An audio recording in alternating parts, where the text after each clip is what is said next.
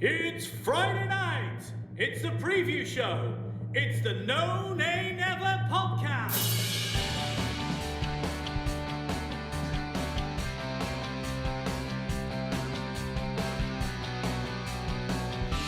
Hello and welcome to the preview show brought to you by the No Nay Never podcast. I'm your host, Natalie Bromley, but joining me is the main man himself, the headliner of the preview show. It's Dave Statman Roberts. Dave, hello, how are we this evening? I'm very well, Natalie, yourself? I'm very good, thank you. We've got a sneaky guest in our green room, Dave. This is very exciting. We have, yes, we're not alone. We've had quite a few guests this season. I know it is. I'm starting to feel like people are muscling their way into our preview show. I think we might need to end on a high and leave this one as our last one. We are joined by Lancashire Live's very own Alex. Alex, welcome to the show. Your preview show debut. It is, yeah. Thanks very much for having me. There's no snacks or refreshments in the green room. Maybe that's because it's virtual, but we'll get that maybe sorted next time round. Hey, come on, No Nay Never. We've been known to give the odd sticker out every now and again, but snacks and refreshments, gosh, look at that. We need to up our game already, Dave. This is terrible. I probably should say to Alex as well that you can probably relax in that for our listeners. I didn't get a chance to say this to Alex before he joined the show, but this isn't video. This is just audio. But we've all got video on so that we can interact with each other. And I just suddenly realised that poor Alex might think he's on screen for 40 minutes. He's not. So, Alex, you can relax. This is audio only. That's good. And it is, of course, yeah. You can grab your cup of tea, you can relax, the one you had to get for yourself.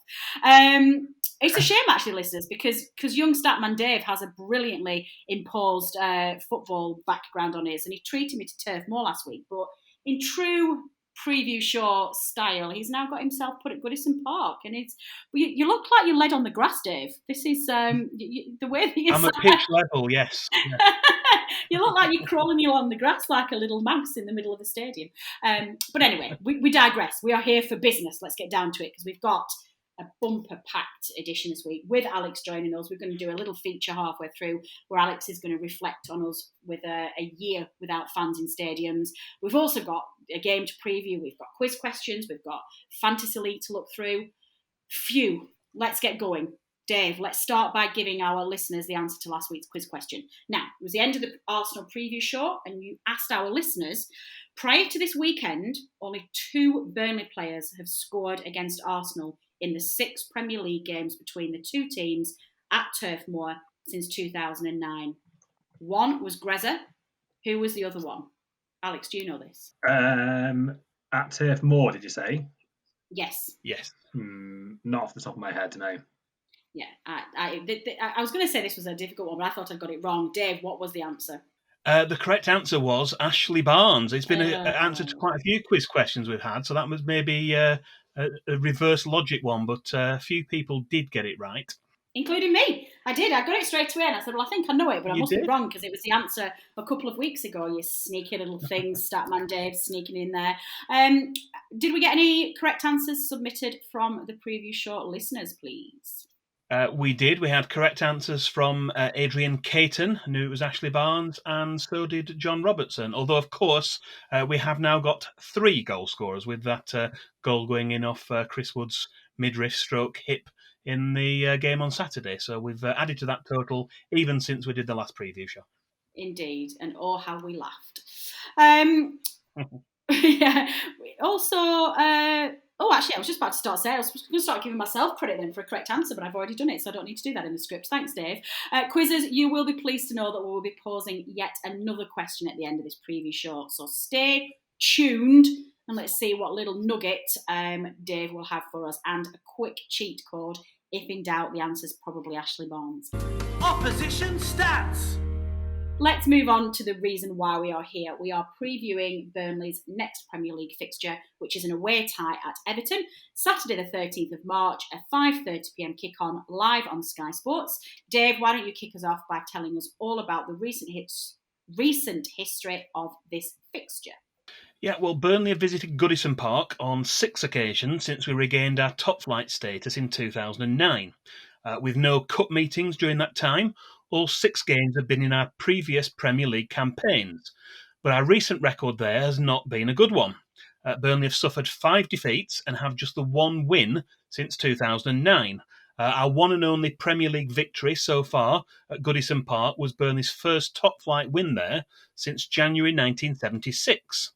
So with a distinct lack of competition for standout moments, the only logical choice to start our next section is to go back to October 2017.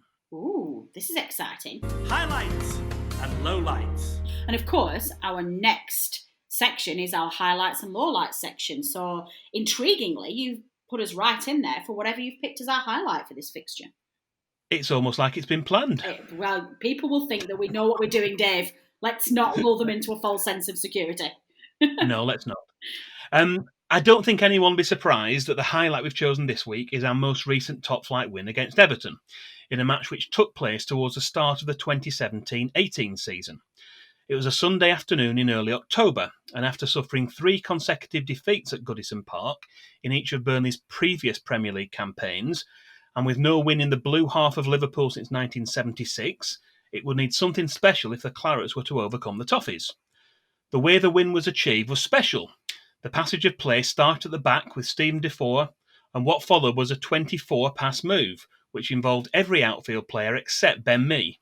75 seconds later, Stephen Ward side-footed a pass across the box to Jeff Hendrick, who neatly sidestepped Morgan Schneiderlin before firing a low shot in past Jordan Pickford. For those of us who were fortunate enough to be there to see it, and to many more Clarets fans who saw the match on TV or the replays afterwards, it was a truly memorable moment, and one that deserves the accolade of highlight for this episode. Amen to that. Well, let's have a look on the flip side of that coin then, Dave. What have you picked as our lowlight? Well, there isn't really one single standout candidate for a lowlight among Burnley's defeats at Goodison Park in the past decade. However, we've picked the loss from Burnley's first Premier League campaign, which was a match at Goodison Park from the end of December 2009. There's a match that took place between Christmas and New Year. That season was a tough one on the road for travelling Clarets fans, and up to that stage, the only point had come from a 3-3 draw at Manchester City. Back to Goodison Park, though, and after a goalless first half, the scores were still level just after the hour mark, when Burnley were reduced to 10 men after Stephen Jordan was sent off, after picking up his second booking. With 10 minutes to play, the 10 men were still hanging on for a point. But late goals from James Vaughan and Stephen Pienaar ensured that Everton killed off Burnley's brave rearguard effort, and this would also mean that we'd have to wait until the following April and a 4-1 win at Hull City for us to pick up another Premier League point on the road. Indeed. Good section, that one. Turning then to the first of our 2 new features for the second half of this season, Dave, and it is, of course, the fixture flashback feature. Did it without tripping over my words. Now, this is obviously our fans' chance to get involved in the preview show. Each week, we're going to be asking you to send us your matchday memories from a particular game from the past against our next opponents, and this is going to be featured in this relevant preview show. Dave, what have we got this week? Well, for this episode, fixture flashback regular Jan has answered our call once more and has provided us with a recording of a memory from 2015. Oh, excellent. Well, take it away, Jan. Fixture flashback. It's April 2015 and today I'm off to Goodison Park. I'm meeting my friend who has my ticket at the ground.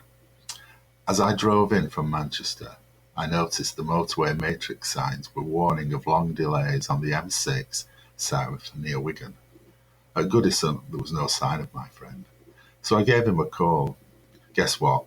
The supporters coach was stuck in a horrendous traffic jam on the M6, and there was no way they would make it in time for the kick-off. The coach driver was oblivious to the mayhem on the motorway as they enjoyed an extra pint or two in some countryside hostelry. So no ticket. I took my predicament to the Everton ticket office. I must say they were first class. They asked me to call my friend, asked for my phone and had a chat with him. Then they returned my phone together with the replacement ticket. No fuss, and done politely and with typical Scouse humour. As for my friend, well, he made it for the second half, by which time Tom Heaton had saved the penalty, Ashley Barnes had been sent off, and Everton had scored the only goal of the game. Perhaps he should have stayed in the pub. Oh, he always does really good memories, does Jan, doesn't he, Dave? He's a good one. Keep them coming. Definitely. It's a really good one again. It is. Well, just before we move on to our next section, Dave, why don't you remind our listeners how they get involved in this fixture flashback feature? Well, there's now a long 3-week gap after this weekend before our next Premier League game, which means there's plenty of time to get in touch with your memories of past away games against Southampton. That could be a recent game at St Mary's, or maybe you recall something you want to share from a match that took place at the Dell. Either way, please do get in touch to share your contributions with us in the usual way. Drop us an email, podcast@nonamenever.net, with either a written submission or preferably an audio recording like Jan did for us this week. We've mentioned this before, but the easiest website to use to make a recording and send us a link of the audio is vocaroo.com, vocaroo.com. Free to use, no registration, and really, really easy. Good stuff. 3 weeks, listeners. You've got 3 weeks to stockpile your memories of Burnley games and get them sent to us. Get involved. Heroes and villains. Okay, moving on then, Dave, to my favourite section of the preview show, and that is, of course, our heroes and villains. Starting with the best section, who have you picked as our hero? Well, we've already mentioned our last away win at Goodison Park from October 2017 as our highlight earlier in the show. And despite scoring the goal in that game, it seemed rather unfair to single out just the goal scorer, Jeff Hendrick, for our hero this week. So we're going to share the accolade, and we've decided to be generous and allow the entire Burnley team from that game to be our heroes this episode. Even though goalkeeper Nick Pope and also Ben Mee were the only two players who didn't touch the ball during that 24-pass move, we're going to include them as well. But here's a reminder of Burnley's starting 11 from that day, 7 of whom are still at the club. We had Nick Pope, Matt Lowton, Jack Cork, James Tarkowski, Ben Mee, Chris Wood, Robbie Brady, Jeff Hendrick, Stephen Defoe, Stephen Ward, and Scott Arfield. And we just made one sub in that match. Ashley Barnes came on as substitute later on. But yeah, heroes, every last one of them. Yeah, indeed. Alex, I'm not entirely sure whether I should be really proud or really quite depressed that from a game 4 years ago, that's pretty much still our starting 11. Yeah, it's consistent if nothing else. And if memory serves, I would imagine Ashley Westwood and JBG would probably have been on the bench, would they, with Ashley Barnes that day as well? They'd have been at the club, wouldn't they? So you probably could put 11 together from the 16 or 18 of that day. Definitely. Can you imagine the day when we see some fresh faces on Turf Moor? It'll be a joy to behold. Yeah. Can I imagine it? It's been a long time since I've seen it, actually. So. Yeah, that's true. Well, I won't know what to call them. I'll be getting the names wrong. I'll be like, who's that on the number 7 shirt? I don't know who that is, but we live in hope. Okay, my favourite one then, Dave. Who have you picked as the villain? Well, in preparing for this episode, there wasn't one particular Everton player or manager who immediately stood out as a prime candidate to be our villain. We did briefly consider whether, with 2 own goals, our very own Ben Mee might have been a candidate, but we very quickly decided against that. You'll be glad to know. Ooh, So, Dave.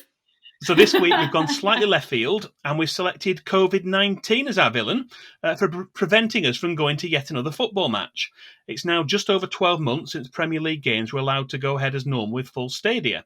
And after just a handful of games were played towards the end of 2020 with much reduced crowds of a couple of thousand, we're currently back in a situation where matches are still taking place behind closed doors. Indeed, and that is a beautiful, beautiful link to why we've brought Alex James onto this preview show this week. Alex, as Dave just mentioned, it's been 12 months. Did you even imagine when COVID first hit back in sort of January, February last year that we'd get to the point where we were going to go for an entire football season without fans in stadiums? No, not at all. I remember it was the Spurs game last season, wasn't it, which was the last one with supporters at Turf Moor. And even on that day, I don't think anybody had sort of realised the seriousness of what was to come with COVID. It just felt like a normal game. And then ahead of that Manchester City game, the sort of talk started to emerge that maybe it was going to be behind closed doors. And even then, it was a bit,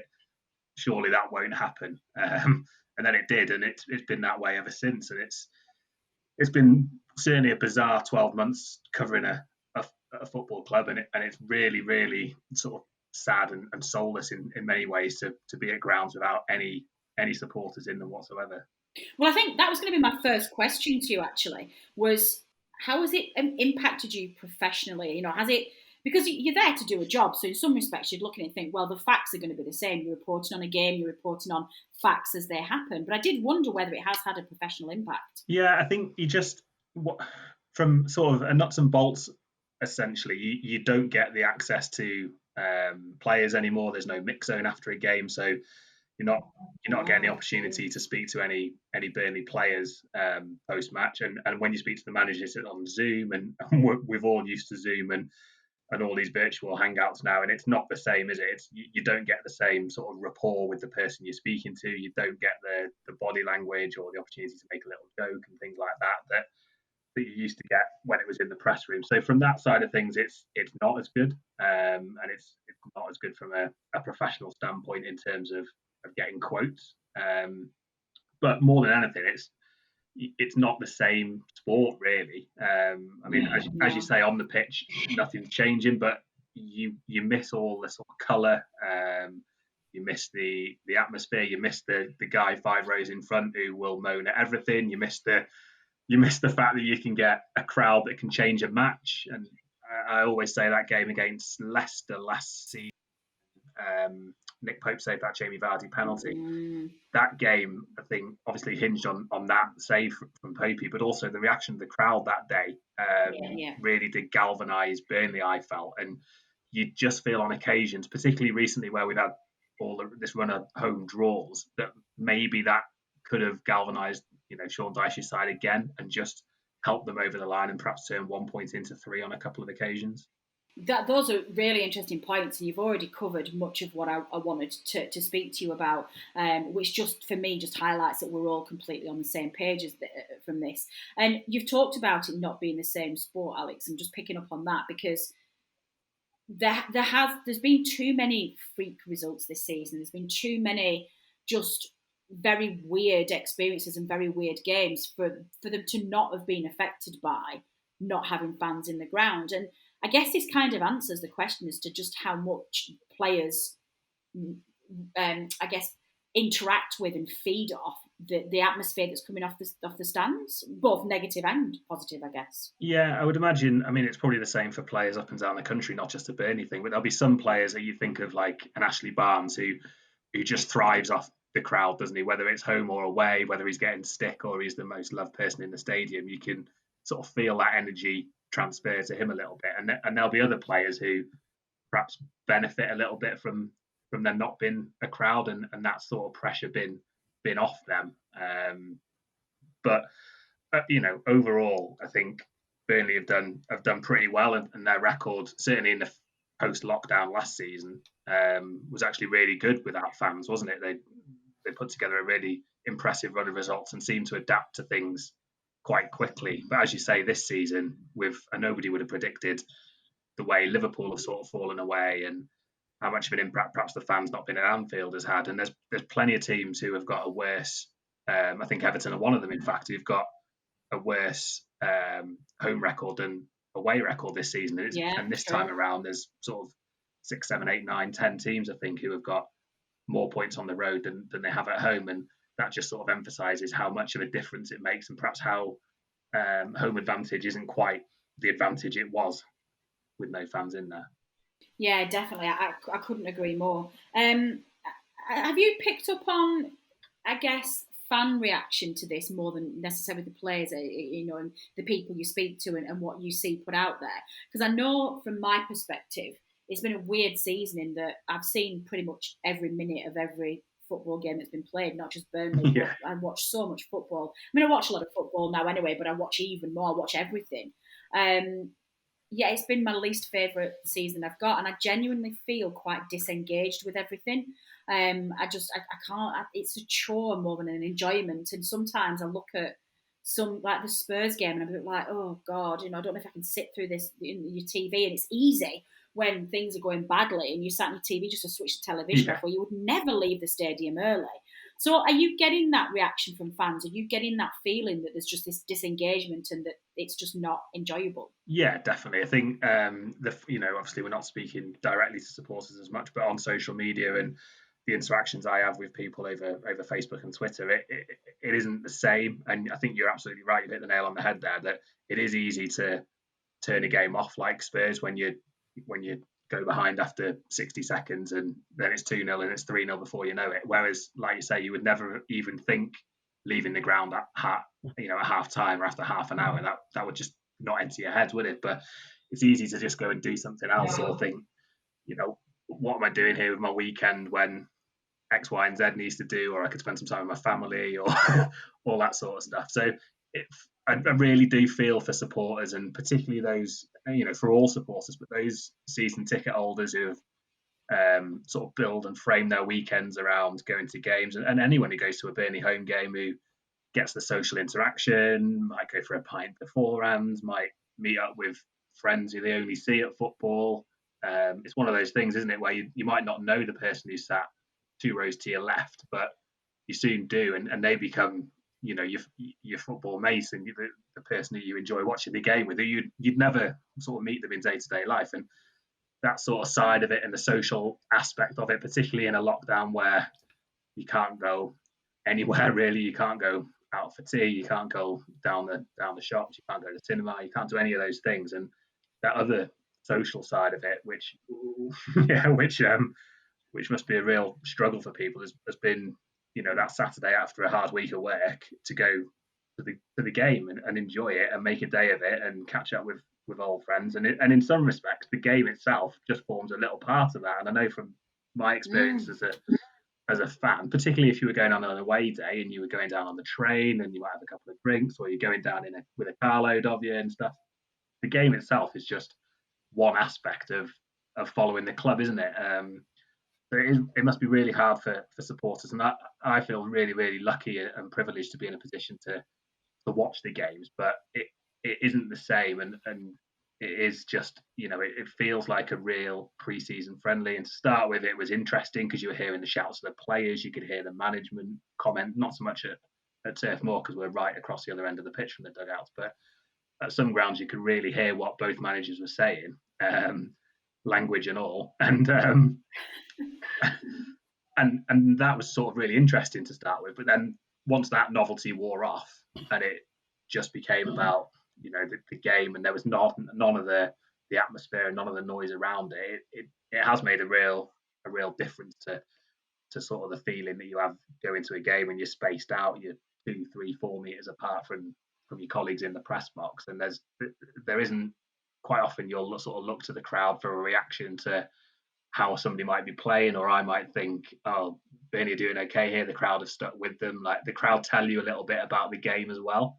So that's been difficult, and I can't wait for the game full of spectators and supporters, and the day Turf Moor, even if it is on a reduced capacity, it'll just make such a big difference. And you're sitting in the press box looking at 10 flags and the artwork on the stands when you should be looking at the supporters and looking over at the cricket field end and seeing the banter between the home and away fans and all of that sort of stuff, and it's just not there, and it is really sad to see.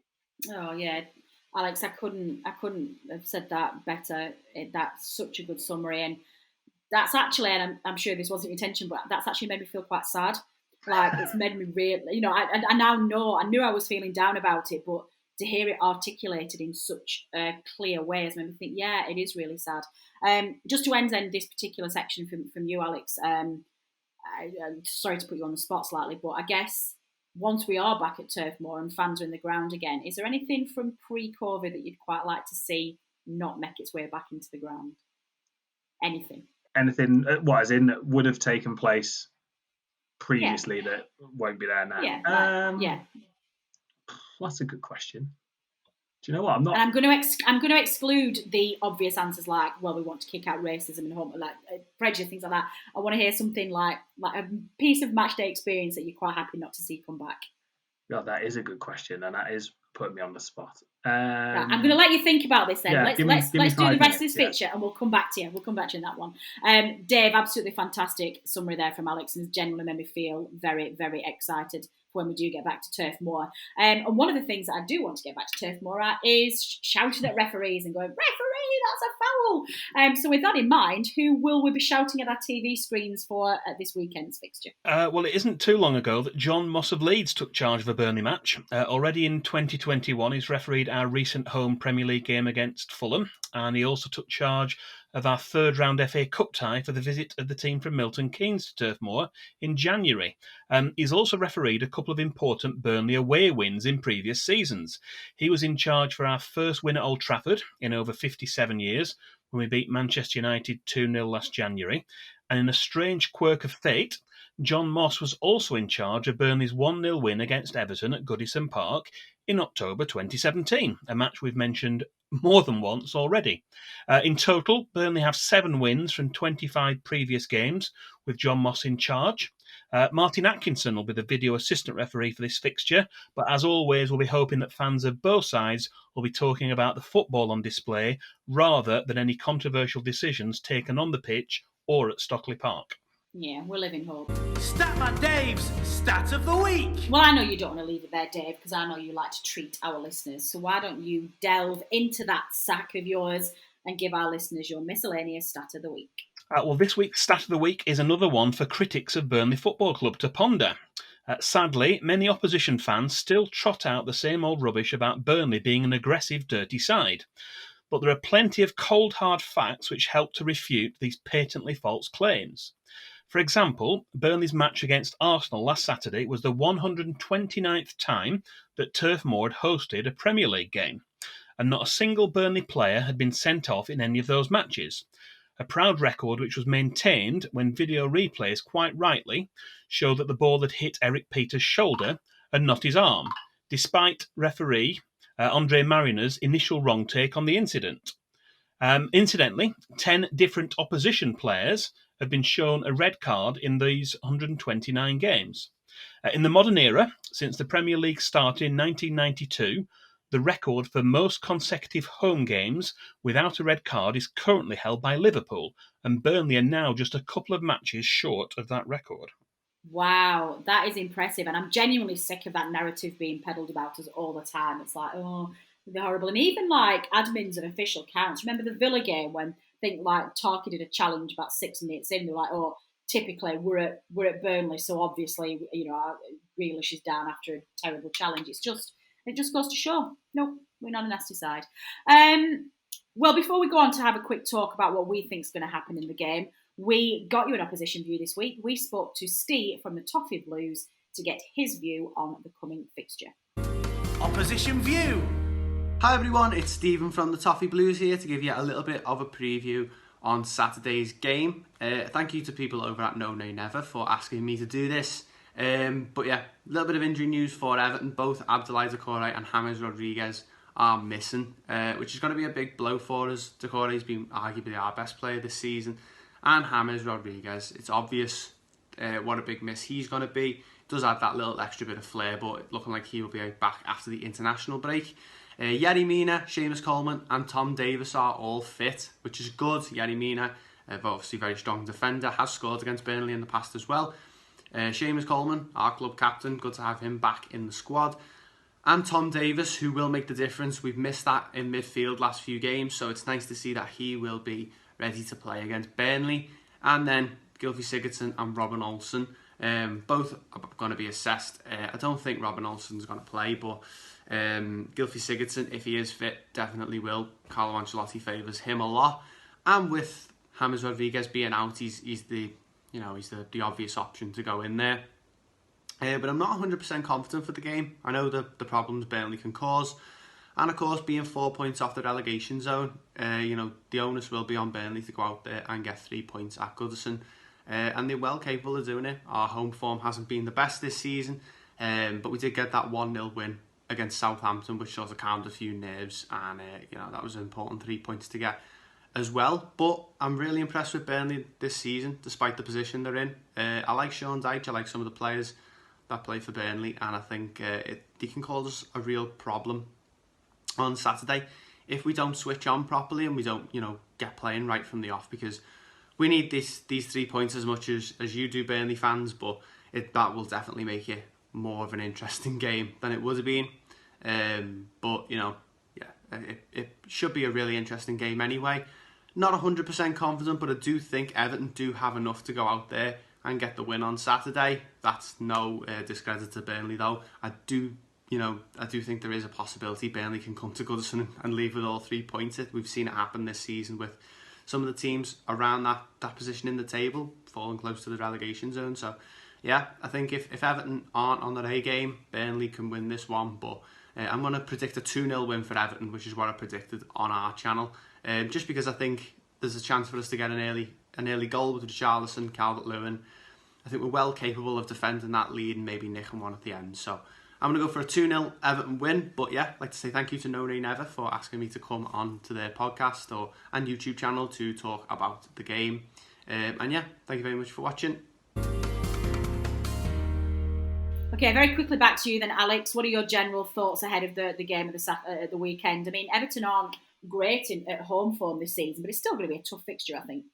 Yeah, definitely. I think Everton have improved, haven't they, under Carlo Ancelotti? I think his first game was the game against Burnley. Was it? I think it might have been Boxing Day, and it was a scrappy 1-0. I think Dave will probably correct me if I'm wrong now, but it was 1-0. Yes. Everton have sort of developed into a really strong side now, and they seem more a collective unit than perhaps occasionally in the past. There might have been a team more of individuals, or look perhaps more to 2 or 3 players. Whereas now under Carlo Ancelotti, they really seem to be well drilled. They seem to know their roles, and they're good defensively with Michael Keane, of course, who's had a great season, I think, and up front Dominic Calvert-Lewin's just blossomed into a really good all-round Premier League striker. And when you're able to spend the money that they have on, somebody like Sigurdsson and James Rodriguez and Richarlison, then you'd expect them to be around about the top 6 where they are. So it will be a tough test for Burnley. But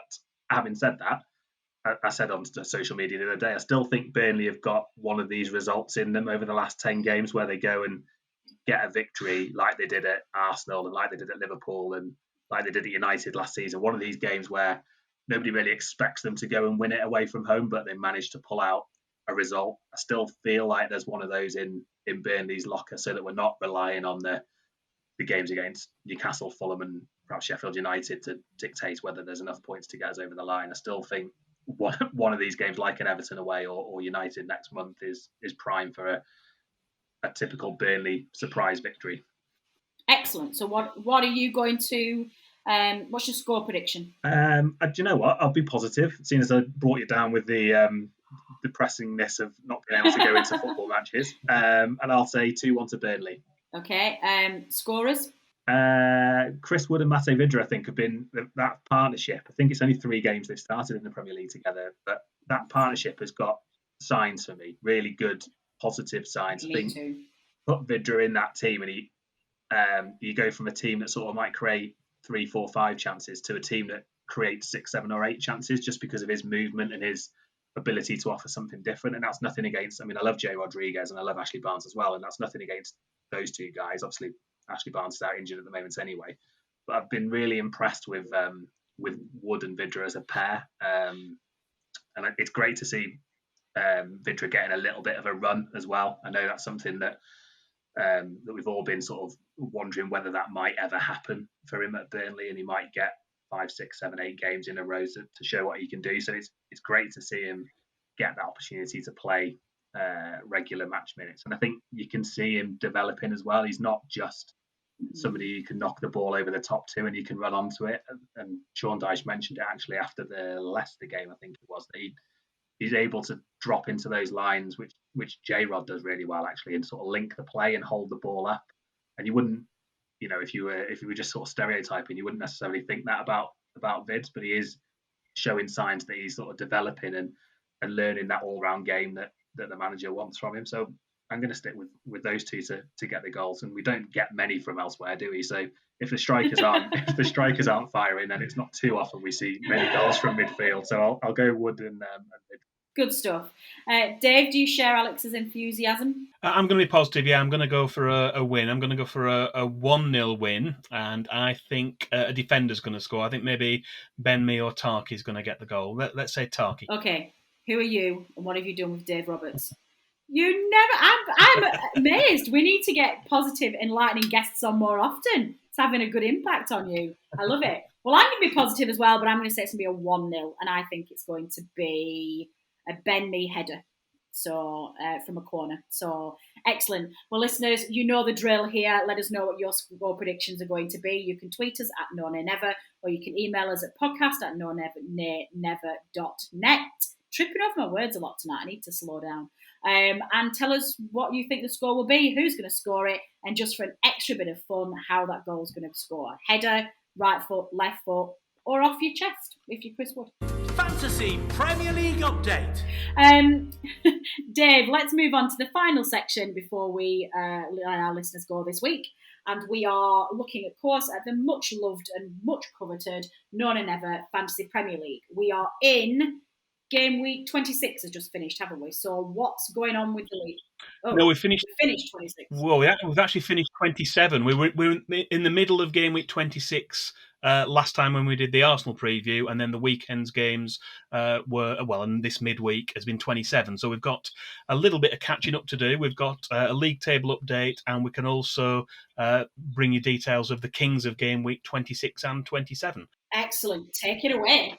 Yeah, looking at the league table first, we've got in 5th place, we've got a climber. Bear in mind, this will be from week 26 rather than from the last time I did an update. But in 5th place is Chris Stanworth on 1,772 points. We've got Sean Danaher, guest on the show previously. He's in 4th place on 1,794. Also on 1,794 must be 3rd place on a tiebreaker above him is Gary Proctor. We've got Adam Dennett in 2nd place on 1,812. And our leader, who's been there for a little while now, is Charlie Binns, who had a good week, got over 100 points in game week 27. And he's got a little bit of a lead now. He's 1,853. So he's got a lead of 41 points at the top. So well done to Charlie Binns, our current leader. Excellent. Well, what about Team No Nay Never? Am I going to be catching up to Charlie Binns anytime soon? Not as such, although you are climbing. You were down in the bottom sort of 5 places, and you're now 15 places above. So you're now in 225th position. You scored 67 points last week, which has taken up to a cumulative total of 1,188. And I'm on 149th position, so I think round about the same level I was when we last did an update with 1,471. So I'm still almost 300 points ahead of you, which is, it's not going to be caught up, isn't that gap, let's face it. And the leader in our podcasters mini league is still Richard Steele. I think he's been there pretty much all the season. He's now in 74th position. He's another 100 points or so ahead of me on 1,582. Excellent. I don't understand how I'm not ahead of you yet. I'm actually remembering to do my team. I'm remembering to change my captain. I'm using those free transfer things. And I've even been using those magic little cheat things that I don't really know what they do. But I've been using them. And I should be ahead of you, Dave. This is very disappointing. Well, that's probably why you stayed level. You've used them. And I've still got them in hand to use later in the season. What? I think you cheat. Kings of Game Weeks 26 and 27 then. Who were the players you should have really had in your team? Right, well, we've got, by the looks of it, we've got a team in formation 5-3-2 for week 26. They were Gaeta of Crystal Palace in goal. A back 5 of Bartley, Christensen, Keane, Cahills. We've got 2 ex-Clarets in the back 5, as well as Ward of Crystal Palace.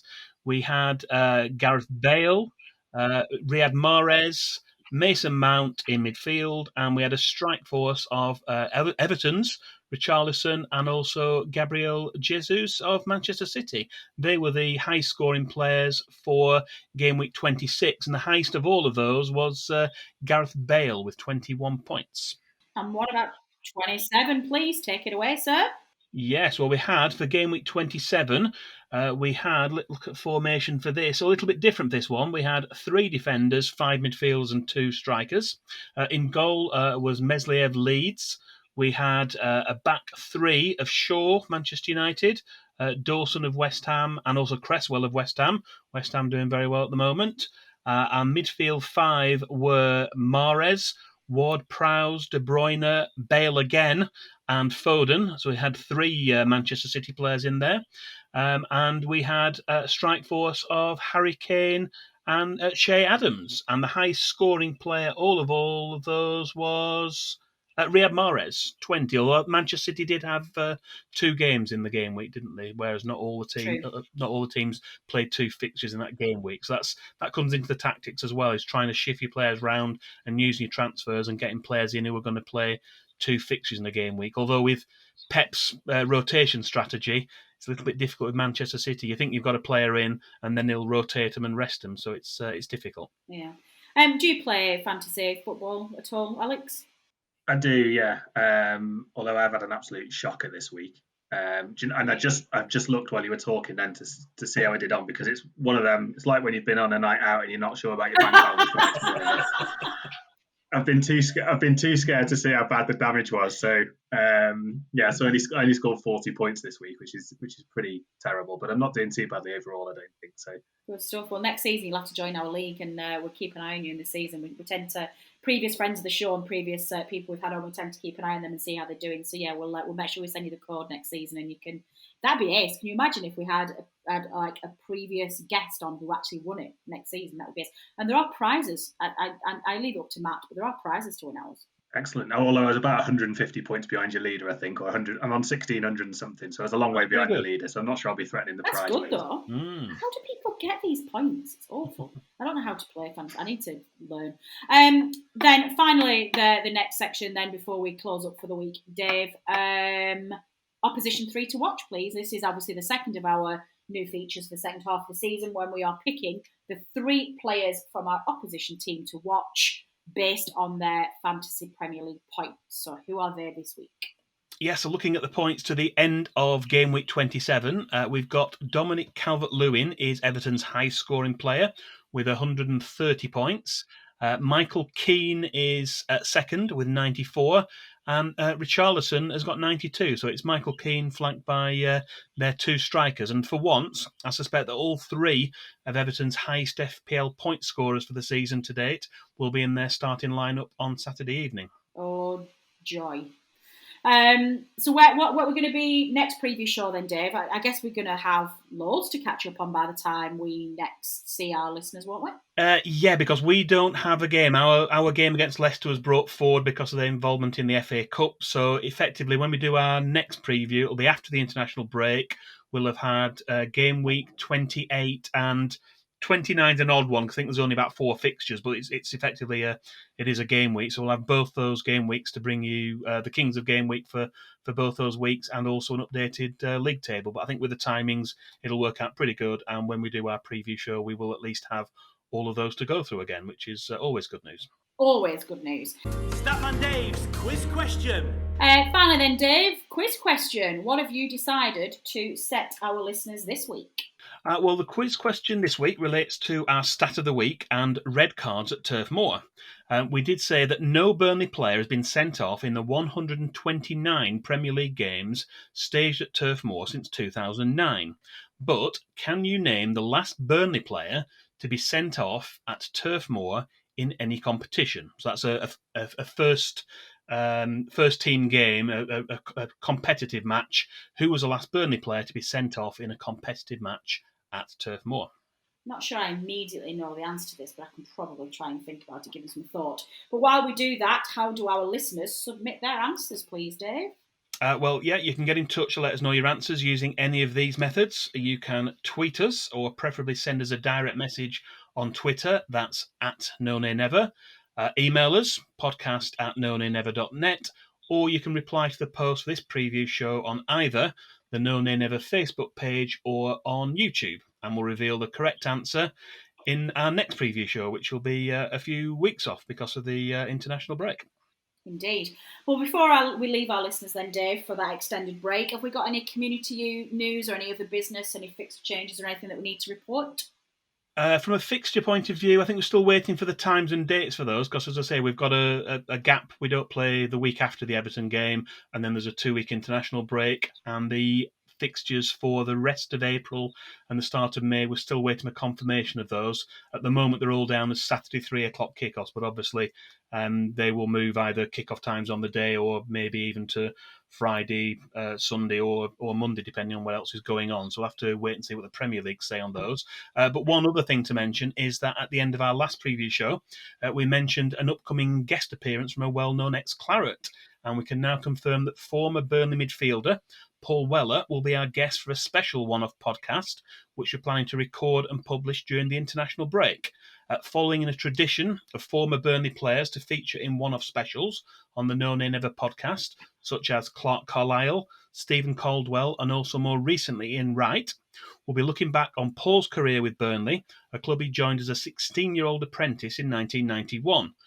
Despite dealing with health issues, which effectively ruled him out for almost 2 full seasons, Paul made almost 300 appearances under 4 different managers between making his first team debut in October 1995 and the end of the 2003-04 season. He's got a new book out next month, which is co-written with prolific Burnley FC author Dave Thomas, which looks back on his career. So we'll be looking at his career and talking a little bit about the book. Good stuff.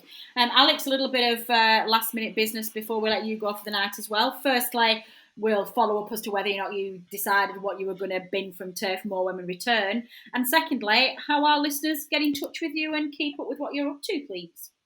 Yeah, the only 2 things I can think of are somebody fixing the Turf Moor taps in the toilet so that they're not either freezing cold or scalding hot. That would be one thing I wouldn't be missing. Just a constant temperature would be nice. And also people filming the games on their phone when especially given that we've not been in for a year as supporters, the opportunity to come back in and actually watch the game rather than watch it through the screen, which everybody's been forced to do for the last 12 months at home on their televisions. What a fantastic answer. Well, why don't you let our listeners know how they can follow you on Twitter and how they can keep an eye on with what you're getting up to, please, Alex? Yeah, the Twitter handle is Alex James Sport. So, yeah, give us a follow on there. I'm always available for questions and queries and stuff on there. And the website's Lancs Live. And we've also got a Facebook page, Burnley FC Live, where I do regular sort of Q&As and interactive stuff on there as well. So yeah, come and check out the content if you've nothing better to do. Excellent. Well, that is good stuff. Alex, thank you so much for joining us. It's been an absolute pleasure. And what a debut on your No Nay Never podcast. I thought that content was fantastic. We would love to have you back at some point. So maybe we'll get to the end of the season or start the next season. We'll have you back on and we can have another chat about how things are different with fans back in the stadium. But thank you so much for giving up your time. Absolute pleasure. Thanks for having me. And yeah, anytime I'll be happy to come back on. Brilliant. Can't wait. That's all we've got time for this week, listeners. My thanks, as ever, go to everybody who's contributed to this week's preview show, to fan Jan. And I won't offend him by trying to pronounce his surname because I will make a mess of it. So Jan, for his Everton away memory, who always does a fantastic job of sending us his clips, and really enjoy listening to them. To Steve from the Toffee Blues for his opposition view. To Turf Moor Stadium announcer Dominic Walker for his specially recorded preview show announcements. To producer Matt for knitting all of this together and getting it out there. But my final thanks, of course, to the main man himself, Dave Roberts, who puts in a phenomenal amount of work in producing this podcast. And quite frankly, it would not happen without him. So thank you very much, Dave. Finally, to you, the listener, for downloading and listening to this podcast. Your support is very much appreciated and we would not be here without you. Take care, everyone. I hope that you're looking after yourselves and you're looking after your loved ones.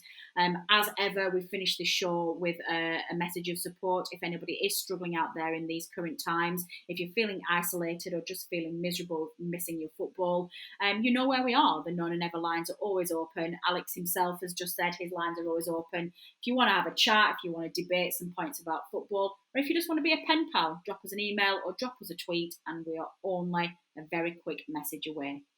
The team will be back on Tuesday, probably, with analysis of that Everton game and hopefully assessing 3 points. Dave and I will be back in about 450 weeks for the next preview show, whenever that may be. But do keep an eye out on social media for the special with Paul Weller, where Startman Dave will be making his presenter and host debut. So that will definitely be one to look out for. I've been Natalie Bromley. This has been the preview show brought to you by the No Nay Never podcast. Until next time.